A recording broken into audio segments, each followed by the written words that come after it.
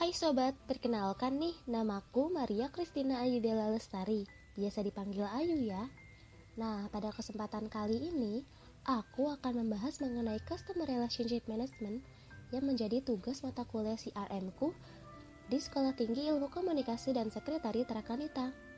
Jadi, dimulai dari pengertian, tujuan, manfaat, dan informasi lainnya seputar CRM akan aku bagikan kepada kalian. Penasaran kan? Yuk simak penjelasannya berikut ini. Customer Relationship Management atau yang disingkat dengan CRM merupakan istilah yang mengacu pada praktik, strategi, dan teknologi yang dapat digunakan perusahaan untuk mengelola dan menganalisis interaksi pelanggan dan data sepanjang siklus hidup pelanggan, dengan tujuan untuk dapat memperbaiki hubungan bisnis dengan pelanggan, membantu menjaga loyalitas pelanggan, dan mendorong pertumbuhan penjualan.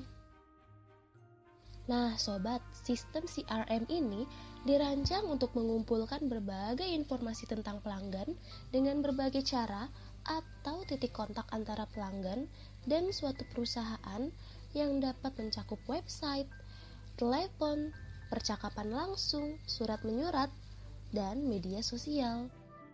Lalu, apa sih kata ahli mengenai CRM? Menurut Philip Kotler dan Kevin Landkeller, CRM adalah suatu proses mengelola informasi rinci tentang pelanggan perorangan dan semua titik kontak pelanggan secara seksama untuk memaksimalkan loyalitas pelanggan.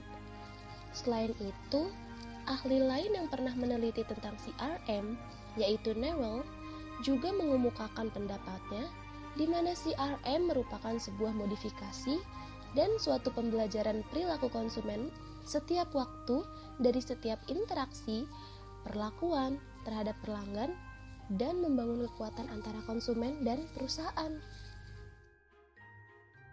Lalu, Kotler juga merumuskan bahwa tujuan dari kegiatan CRM ini untuk menghasilkan ekuitas pelanggan yang tinggi, di mana ekuitas pelanggan adalah total nilai seumur hidup semua pelanggan perusahaan yang didiskontokan. Juga menurut Kalakota dan Robinson, tujuan dari CRM ini terbagi menjadi 3, yaitu yang pertama, menggunakan hubungan yang sudah ada untuk meningkatkan pendapatan. Lalu yang kedua, menggunakan informasi yang terintegrasi untuk pelayanan yang memuaskan. Kemudian yang ketiga, menciptakan saluran proses dan prosedur komunikasi yang konsisten dan berulang. Sobat, setelah kita mengetahui tujuan dari CRM, selanjutnya kita juga harus memahami manfaat dari CRM tersebut. Seorang ahli bernama Tunggal merumuskan manfaat CRM menjadi 5. Yang pertama, mendorong loyalitas pelanggan. Dengan CRM, perusahaan dapat mendayagunakan seluruh informasi dari semua titik kontak dengan pelanggan, baik via web, call center, ataupun lewat staf pemasaran dan pelayanan di lapangan. Dengan begitu, penjualan dan pelayanan yang lebih baik melalui berbagai informasi tersebut dapat dilaksanakan oleh perusahaan.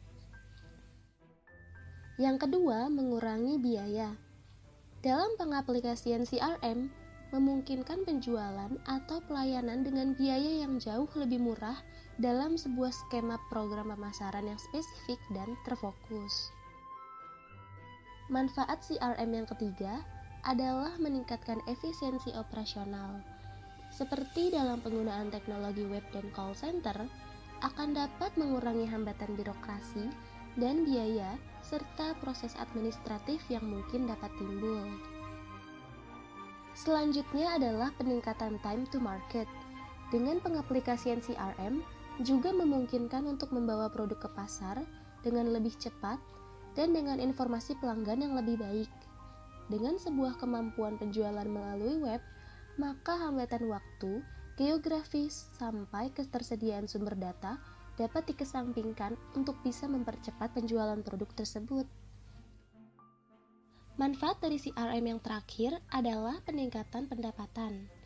Perusahaan dapat melakukan penjualan dan pelayanan melalui website sehingga peluang dari penjualan secara global tanpa perlu menyediakan upaya khusus untuk mendukung penjualan dan pelayanan tersebut.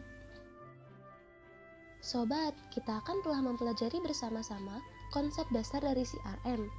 Lalu, apakah kalian tahu bahwa terdapat perbedaan dalam hal pengelolaan pelanggan di era konvensional dan di era teknologi seperti sekarang?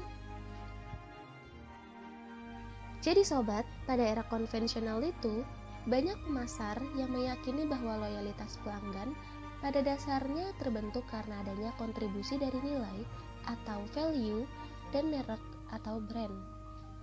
Mereka menyadari bahwa loyalitas pelanggan merupakan dorongan yang sangat penting untuk menciptakan penjualan.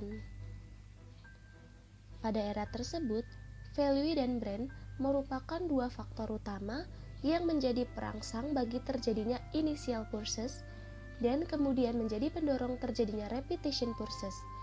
Ini terjadi karena belum adanya tuntutan yang lebih dari pelanggan untuk diperlakukan secara personal. Kemudian, era konvensional ini beralih menjadi era relationship marketing yang telah mengubah pandangan konvensional mengenai loyalitas pelanggan. Relationship marketing memaparkan bahwa loyalitas pelanggan harus dibangun dengan usaha keras dalam bentuk personalisasi, di mana pelanggan menjadi inti dari aktivitas pemasaran. Dalam konteks tersebut, mempertahankan dan membangun hubungan dengan pelanggan yang saling menguntungkan, image perusahaan dan kepuasan merupakan dua hal yang paling penting yang perlu dipahami oleh pemasar dalam mempertahankan pelanggan agar tetap loyal. Oh iya sobat, untuk lebih memperdalam pemahaman kalian mengenai CRM, aku juga akan memberikan contoh penerapan CRM dalam era saat ini nih. Yang pertama adalah penerapan CRM melalui form pendaftaran di website, di mana semua bisnis yang beroperasi saat ini umumnya memiliki website ofisial sebagai sarana informasi kepada pelanggan. Namun di sisi lain, ada sebagian pemilik bisnis yang memilih membuat form pendaftaran member khusus di website mereka. Nah, form pendaftaran tersebut bertujuan untuk membangun database pelanggan yang lebih kuat dan memungkinkan perusahaan mengenal profil masing-masing pelanggan demi dapat menganalisis profitabilitas mereka. Bahkan, bisa juga menjadi perantara untuk berinteraksi bersama pelanggan yang lebih customized dan targeted. Penerapan CRM yang selanjutnya dan yang saat ini paling sering dilakukan adalah melalui sosial media. Melalui sosmed, perusahaan sudah dapat menyapa pelanggan secara luas, di mana semakin intens serta menarik branding suatu produk di kanal sosial, maka akan semakin ramai pula kunjungan yang terjalin di sana.